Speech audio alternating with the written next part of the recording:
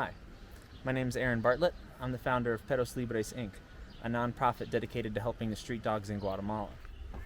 Everything's in construction. This is also wash day, so there'll be a little bit of clothes hanging around, but come on in. Whenever a dog passes, we will light a candle and say a prayer for the dog and the dog spirits right here. Wow.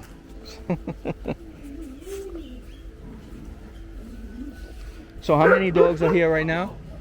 In total, including the puppies over at the house, 45. Wow.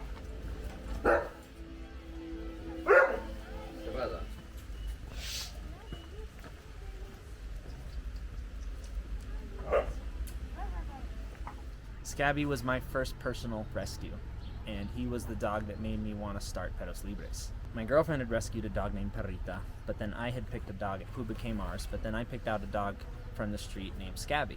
I named him this. He was a dog with very intense mange, had almost no fur on him, and he was very young, like maybe 5 or 6 months, maybe 4 months, and just running around in town center, like looking for food, happy as a clam, but looked like really bad. So I led him back to my house with some French fries and pizza, and then bathed him and started to take care of him. And that was the first time I had ever asked for money to take care of a dog, because Scabby needed a lot of medicine and we lived on basically nothing. So I made a post on Facebook, and then people gave me the idea to say, hey, you could make it a real job, so to speak, or organization to take care of these animals. So they all have names? All of them, yeah. Wow. Mercurio, Karina, Athena, Neptune, Isa, Surya, Maya, Quishaya, Josecito.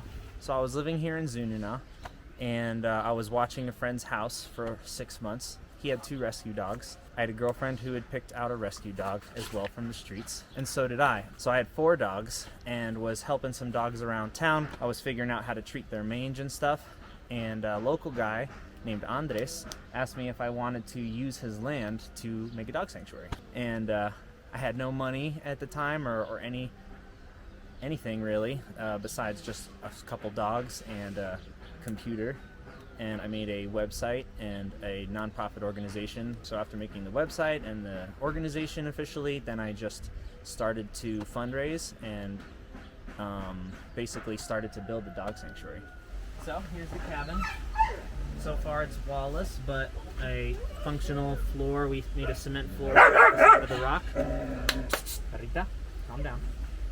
And basically made enough space that we could sleep, be safe from the rain, and all the rain rolls off behind the rock because the rainy season here is crazy. Right.